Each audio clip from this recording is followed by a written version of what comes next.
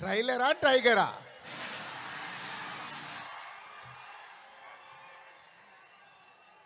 Trailer నా ఫోన్లో ఉంది.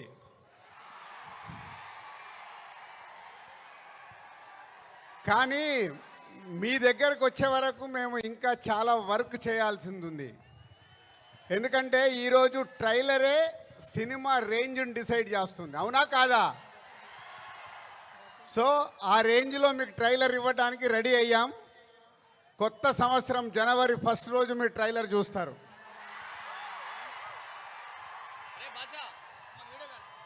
ముందుగా హలో విజయవాడ. సినిమా అంటేనే విజయవాడ. తెలుగు సినిమా పుట్టినిల్లు విజయవాడ. అలాంటి విజయవాడలో ఈరోజు రామ్ చరణ్ది 256 ఫీట్ కటౌట్ పెట్టి మరొక చరిత్ర సృష్టించినందుకు విజయవాడ అలాగే మెగా అభిమానులు, పవర్ స్టార్ అభిమానులు, మెగా పవర్ స్టార్ అభిమానులందరికీ థ్యాంక్ యూ వెరీ మచ్. ఏం అభిమానులే బాబు, మీరు మామూలు అభిమానులు కాదు. ఒక 40-50 సంవత్సరాల నుంచి సుప్రీం హీరో చిరంజీవి గారి ద్వారా మొదలై మెగాస్టార్ వరకు ఉండి ఈరోజు బాస్, మెగా బాస్, ఒకరే బాస్, ఆయనే మెగాస్టార్. మెగాస్టార్ గారి గురించి ఎప్పుడు మాట్లాడినా ఎంత మాట్లాడినా చాలా తక్కువే. తన కష్టంతో తను మెగాస్టార్ అవ్వడమే కాదు, మనకు మన పవర్ స్టార్ గారిని అందించారు. పవర్ స్టార్ తర్వాత మెగా పవర్ స్టార్ గారిని అందించారు. వీళ్ళే కాకుండా బన్నీ, సాయి ధరమ్ తేజ్, వరుణ్ తేజ్, ఇలా ఒక తెలుగు సినిమాలో మెగాస్టార్ గారి మహావృక్షాన్ని మనకు అందించారు.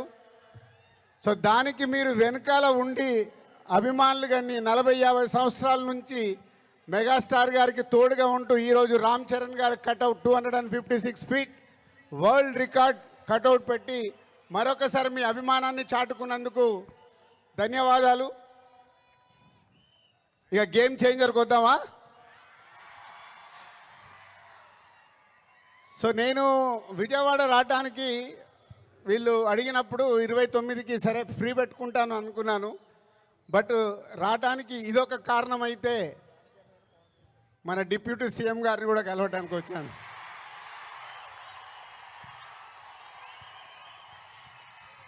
అమెరికాలో ఈవెంట్ చేశాం, grand success.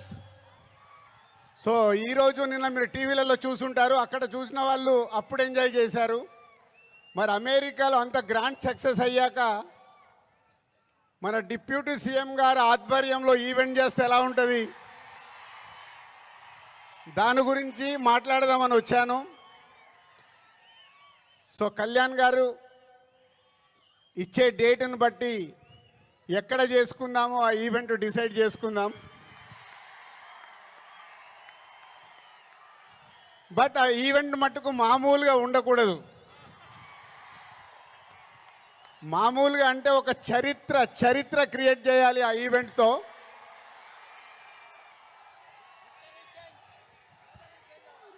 So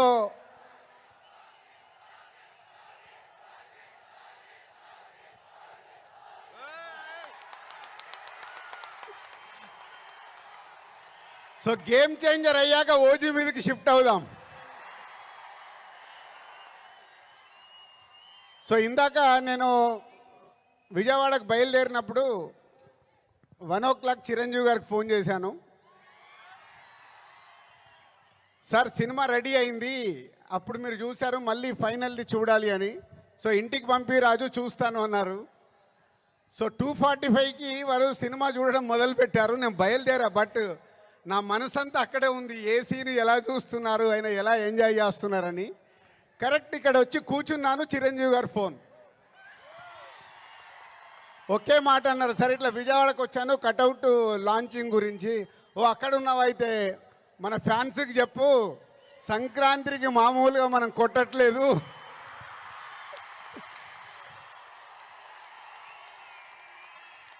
so cinema చూశారు, మళ్ళీ చిరంజీవి గారు చూసి అది ఒకే ఒక మాట చెప్పారు,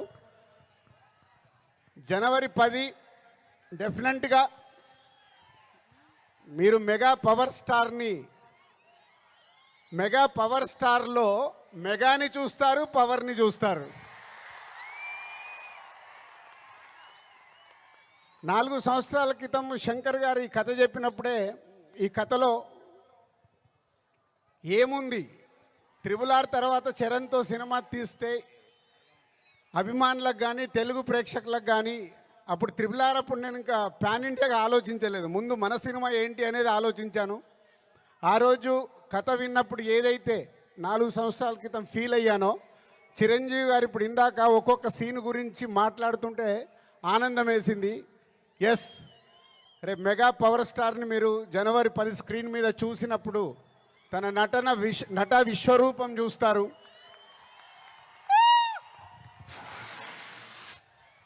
ఐఏఎస్ ఆఫీసర్గా, కొద్దిసేపు పోలీస్ ఆఫీసర్గా, ఇంకొద్దిసేపు ఒక పొలిటికల్ లీడర్గా ఉండాల్సిన లక్షణాలతో ఇలాంటి ఎన్నో దాంతో ఉంటూ శంకర్ గారి మార్క్ పాటలు రేపు బిగ్ స్క్రీన్స్ మీద మీరు చూడబోతున్న 5 పాటలు దేనికి అదేలాగుంటాయి.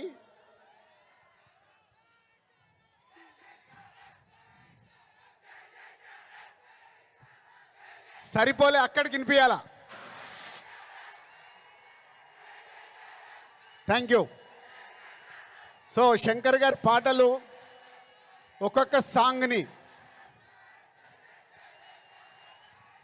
10 days 12 days షూట్ చేస్తూ ఒక్కొక్క సాంగ్ని తీర్చిదిద్దారు.